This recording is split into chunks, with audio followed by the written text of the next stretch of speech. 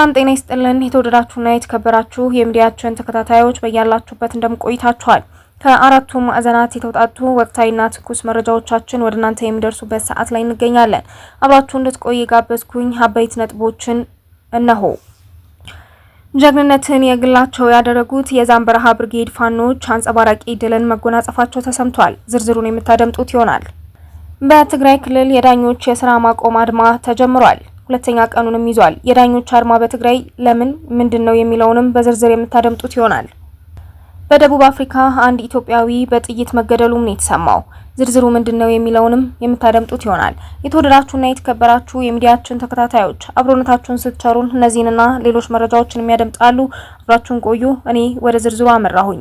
የአማራ ፋኖ ብሔራዊ ኃይል በጎጃም ቀጠና 8ኛ በላይ ዘለቀ ክፍለ ጦር ዛምበረሃ ብርጌድ ከሌሊቱ 10:30 ጀምሮ እስከ ምሽቱ 2:30 ድረስ ባደረጉት እልህ አስጨራሽ ውጊያ ድልን ተጎናጽፏል ነው የተባለው። ዛምበረሃ ብርጌድ ምክትል ሻለቃ አዛዡን ምክትል ኢንጂነር ጌትነት ታደሰን ጨምሮ 42 በላይ የጠላት ኃይል እስከ ወዲያኛው የተሸኘ ሲሆን ከ20 በላይ ደግሞ ቁስለኛ ሆነዋልም ነው ያሉን የመረጃ ምንጮቻችን።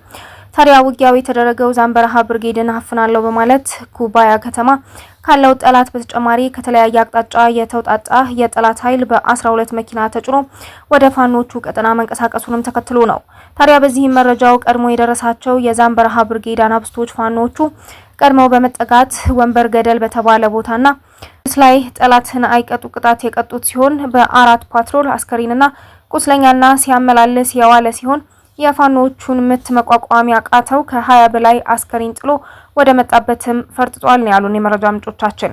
ራስን ከመከላከል ወደ ማጥቃት የገቡት የዛምበረሃ ብርጌድ ፋኖቹ እስከ ጠላት ካምፕ ተከትለው በመግባትም 2 የአድማ ብተና አባላትና 5 ክላሽንኮቭ የደረት ትጥቅና ካዝናዎችንም የተማረኩ ሲሆን ለአገዛዙ መረጃ ሆኖ ሲሰራ የነበረ አንድ ባንዳም በቁጥጥር ስር ማዋላቸውንም ነው የመረጃ ምንጮቻችን ያጋሩን። ታዲያ በሌላ በኩል ግንቦት 12 ቀን 2017 ዓ.ም የአማራ ፋኖ ብሔራዊ ኃይል 8ኛ በላይ ዘለቀ ክፍለ ጦር ስር የሚገኘው የሶማ ብርጌድ የፋኖ አባላትን ጨለማን ተገን በማድረግ በእናርጅናውጋ ወረዳ መጣና ቀበሌ የአገዛዙ ኃይል ለማፈን የተንቀሳቀሰው የጠላት ኃይል በጀግኖቹ የሶማ ብርጌድ ሰቀጥቅጦ ወደ መጣበት ቦታ ተመልሷልም ነው የተባለው። ታዲያ ንጹሃንን መረሸን የማይሰለቸው የአገዛዙ ኃይል በእናርጅናውጋ ወረዳ መጣያ ቀበሌ ይልቃል ታዴ የተባለ ግለሰብ ማለትም እድሜው ወደ 33 አካባቢ የሚጠጋን አንድ ወጣትም ረሽኗል ነው የተባለው። አገዛዙ በመጣያ ቀበሌ የኤሌክትሮኒክስ ሱቅ፣ ጸጉር ቤት እቃዎችን፣ የቁርስ ቤት እቃዎችን እንዲሁም ሌሎችንም በሙሉ መሰል የንግድ ተቋማት ላይ ዘረፋ ማካሂዷል ሲሉ ነው የመረጃ ምንጮቻችን ያጋሩን። በትግራይ ክልል የዳኞች የስራ ማቆም አድማ ሁለተኛ ቀኑን ይዟል። ዳኞቹ ከዚህ በፊትም ከስራቸው ጋር በተያያዘ የደህንነት ስጋት እየተፈጠረ መሆኑንም ሲገልጹ እንደነበር አይዘነጋም። ታዲያ ትላንት በመቀሌ የሚገኙ የሰባቱ ክፍለ ከተማ ፍርድ ቤቶች እንዲሁም የመቀሌ ከተማ መካከለኛ ፍርድ ቤት ስራቸውን አቁመው ሙለዋል። የስራ ማቆሙ እርምጃም ዛሬም ቀጥሏል ነው የተባለው። ዳኞቹ በዋነኝነት ስራቸውን ለማቆም ያስገደዳቸውን ሲገልጹም በዳኞች ላይ የደህንነት ስጋትም ተፈጥሯል፣ በዚህም ምክንያት ስራችንን ማከናወን አልቻልንም ሲሉም ነው የተደመጡት። የትግራይ ዳኞች ማህበር ከቀናት በፊት በተለያዩ ጫናዎች ምክንያት በርካታ ዳኞች ስራቸውን እየለቀቁ መሆኑን መግለጹም ይታወሳል። በተለይም ከጾታ ጥቃት ጋር የተያያዙ ጉዳዮችን በሚዳኙ ዳኞች ላይም ጫናዎችና ማስፈራሪያዎች እንደሚደርስም አመላክቶ ነበር። እየደረሱባቸው ባለ እንዲህ ያሉ ጫናዎች ምክንያት ታዲያ ከ138 በላይ ዳኞች ስራ መልቀቃቸውን የማህበሩ ፕሬዝዳንት አቶ ዳዊት ኃይለስላሴ ለዶቼ ቬለም ተናግረው ነበር።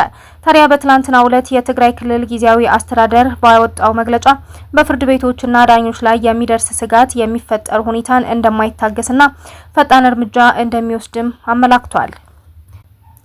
በደቡብ አፍሪካ አንድ ኢትዮጵያዊ በጥይት ተመቶ ተገድሏል። በምስራቃዊ ማሜሎዲ በሚገኘው ትሿኒ ከተማ ይህ ኢትዮጵያዊ የተገደለው በጠራራ ፀሐይ መሆኑንም ነው ፖሊስ እያስታወቀ የሚገኘው።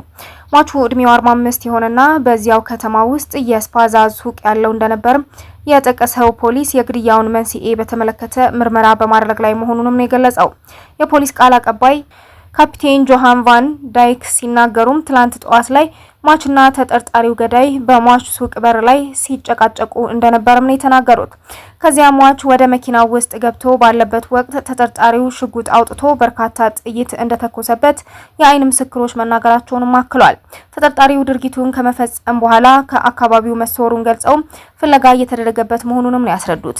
ሟች በራሱ ቶዮታ ኮሮላ መኪና ውስጥ ከተመታ በኋላ ተርፎ የነበረ ቢሆንም ወደ ሆስፒታል ከተወሰደ በኋላ ግን ህይወቱ ሊያልፍ ችሏልም ነው የተባለው። በትግራይ የሚገኙ ተፈናቃዮችን ወደ ቀያቸው ለመመለስ ትኩረት ሰጥቶ እንደሚሰሩ አምባሳደር ማሲንጋ አስታወቁ። ከህወሓትና ከሰራዊቱ አመራሮች ጋርም መክረዋል። በትግራይ የሚገኙ የተፈናቃዮች ጉዳይ ጊዜ የማይሰጠውና አስቸኳይ መፍትሄ የሚያስፈልገው በመሆኑ ወደ ቀያቸው ለመመለስ ትኩረት ሰጥተው እንደሚሰሩ በኢትዮጵያ የአሜሪካን አምባሳደር ኤርቪን ማሲንጋን ናቸው ያስታወቁት። ከህወሓትና ከሰራዊቱ አመራሮች ጋር መምከራቸውም ተገልጿል። ታዲያ በኢትዮጵያ የአሜሪካን አምባሳደር ማሲንጋ ትላንት ግንቦት 12 ቀን 2017 ዓ.ም በሽሬ የሚገኙ የተፈናቃይ መጠለያ ካምፖችንም ጎብኝተዋል። ለተፈናቃዮቹም የሚደረገውን ድጋፍ ዘላቂ መፍትሄ አይደለም፣ ዘላቂው መፍትሄ በአፋጣኝ ተፈናቃዮቹ ወደ መኖሪያ ቤታቸው እንዲመለሱ ማድረግ ነው ሲሉም ነው የተደመጡት። የትግራይ ጊዜያዊ አስተዳደር ምክትል ፕሬዝዳንት አቶ አማኑኤል አሰፋ በበኩላቸው ከአምባሳደር ማሲንጋ እና ልኡካቸው ጋር የተደረገውን ውይይት ዋና ትኩረታችን በተፈናቃዮቹ መመለስ ላይ ነበርም ሲሉም ነው ያከሉት። ከ1 ሚሊዮን በላይ ተፈናቃዮች በልመና መልክ ከሚገኝ ድጋፍ ከማኖር እነዚህን 1 ሚሊዮን አርሶ አደሮች እና ነጋዴዎች እያረሱና እየነገዱ ወደሚኖሩበት ቀያቸው መልሶ ማኖር ነው የሚቀለው። ስለዚህ ዋነኛ መፍትሄው የዚህ ጉዳይ ወደ ቀያቸው መመለስ መሆኑንም ያስረዱት ነው የተባለው። የተወደዳችሁና የተከበራችሁ የሚዲያችን ተከታታዮች መረጃዎቻችን አሁንም እንደቀጠሉ ናቸው። አብራችሁን ቆዩ። ኢትዮጵያና ሶማሌላንድ የድንበር ጸጥታን ለማጠናከር ያለመ የሁለትዮሽ ውይይት አካሂደዋል። ኢትዮጵያና ሶማሌላንድ የቀጠናውን መረጋጋት ለማጠናከር ትብብርን ለማስፋትና በድንበር ላይ የጋራ የጸጥታ ጥረቶችን ለማጎልበት ያለመ የከፍተኛ ደረጃ የሁለትዮሽ ውይይት በድንበር ከተማዋ ጋቢሌ እንዳካሄዱም ነው የመረጃ ምንጮቻችን ያጋሩን።